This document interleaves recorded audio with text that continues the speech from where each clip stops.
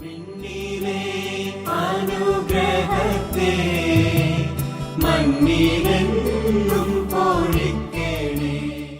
മനുഷ്യരുണ്ട് ജീവിതത്തിലെ ചില സന്തോഷങ്ങൾ മാറ്റിവെക്കുമ്പോൾ അവർ യഥാർത്ഥ സന്തോഷത്തിൻ്റെ പൂർണ്ണതയിലേക്ക് പ്രവേശിക്കുന്നത് നമുക്ക് കാണാൻ സാധിക്കും.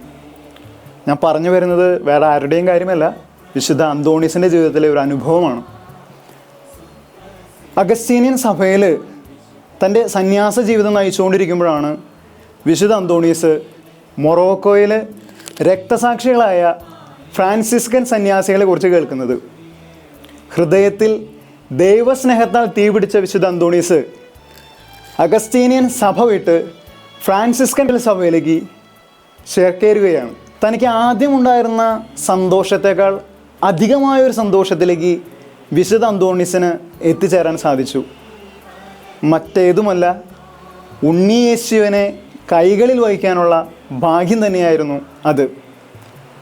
നമുക്കറിയാം, എല്ലാ വിശുദ്ധരും അവരുടെ ജീവിത വിശുദ്ധി കൊണ്ട് വളരെ പ്രസിദ്ധരാണ്. എന്താണ് വിശുദ്ധ അന്തോണീസിനെ അവരിൽ നിന്ന് വ്യത്യസ്തമാക്കുന്നത്?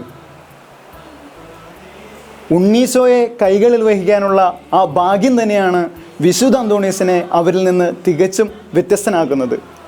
എന്തുകൊണ്ടാണ് വിശുദ്ധ അന്തോണീസിന് ഉണ്ണിയേശുവിനെ കൈകളിൽ വഹിക്കാനുള്ള ഭാഗ്യം ലഭിച്ചത്? നിങ്ങളെ ഞാൻ ഒരു വചനത്തിലേക്ക് കൂട്ടിക്കൊണ്ടുപോവുകയാണ്. മാർക്കോസിൻ്റെ സുവിശേഷം 3-ാമത്തെ അധ്യായം 35-ാമത്തെ വാക്യത്തിൽ ഇങ്ങനെ പറഞ്ഞു വെച്ചിരിക്കുകയാണ്: ദൈവഹിതം നിറവേറ്റുന്നവനാരോ അവനാണ് എൻ്റെ സഹോദരനും സഹോദരിയും അമ്മയും. ഈ വചനത്തിൻ്റെ പൂർണ്ണത വിശുദ്ധ അന്തോണീസിൻ്റെ ജീവിതത്തിൽ നമുക്ക് കാണാൻ സാധിക്കും. ഒരിക്കൽ വിശുദ്ധ അന്തോണീസ് ഒരു കർഷകൻ്റെ ഭവനത്തിലേക്ക് എത്തുകയാണ്.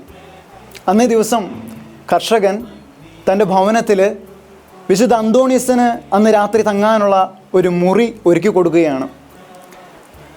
അന്ന് അന്തോണീസ് രാത്രിയിൽ അദ്ദേഹത്തിൻ്റെ മുറിയിലായിരിക്കുമ്പോൾ വലിയ ആകാംക്ഷയോടെ ആ കർഷകൻ അന്തോണീസ് എന്താണ് തൻ്റെ മുറിയിൽ ചെയ്യുന്നതെന്ന് കാണാൻ വേണ്ടി ആ മുറിയിലേക്ക് എത്തി നോക്കുകയാണ്. അപ്പോൾ അദ്ദേഹത്തിന് കാണാൻ സാധിച്ചത് ഉണ്ണീശോയുമായി സംസാരത്തിലേർപ്പെട്ടിരിക്കുന്ന വിശുദ്ധ അന്തോണീസിനെയാണ്.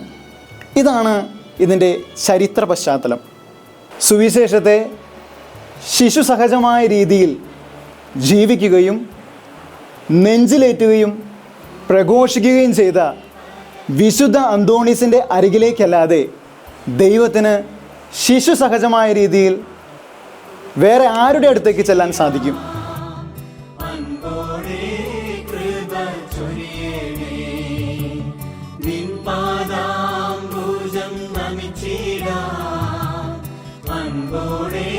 കൃപ ചൊരിയണേ.